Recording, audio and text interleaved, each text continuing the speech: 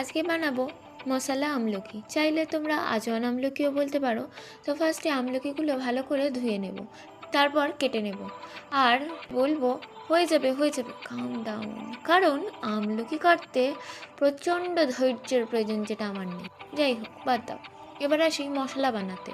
মশলার জন্য কী কী লাগবে বলো তো? লিখে নাও। জোয়ান, গোলমরিচ আর নুন। নুনটা কেন দিচ্ছি বলো তো? যাতে গুঁড়ো করতে সুবিধা হয়। পরে চাইলে তোমরা নুনটা বাড়িয়ে কমিয়েও নিতে পারো, অসুবিধা নেই, কিন্তু এখানে অল্প করেই দিও। আর যারা একটু স্টাইল দেখাতে চাও তারা একটু বিট নুন দিয়ে করো। হ্যাঁ, আমার কাছে নেই, তাই আমি গরিবি স্টাইলে নর্মাল নুন দিয়েই করছি বাপু, আবার কিছু মনে করো না। এবার মশলাগুলো গরম করব।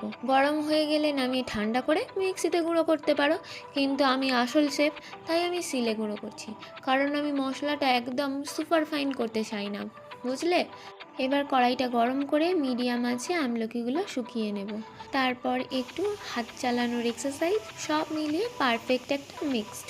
ওকে, তারপর মশলাটা দিয়ে দেব, আর দেখতে দেখতে আমলকির গায়ে একেবারে মশলাটা একেবারে চিপকে যাবে, মানে একদম কাপল গোলস। শেষে রোদে শুকিয়ে এয়ারটাইট কন্টেনারে রেখে দাও, যতদিন ইচ্ছা খাবে। আর মাঝে মাঝে রোদ দেখালে একটু আরও বেশি ফ্রেশ লাগবে। আমি তো খুবই এনজয় করি। তোমাদের কেমন লাগলো অবশ্যই কমেন্ট করে জানিও।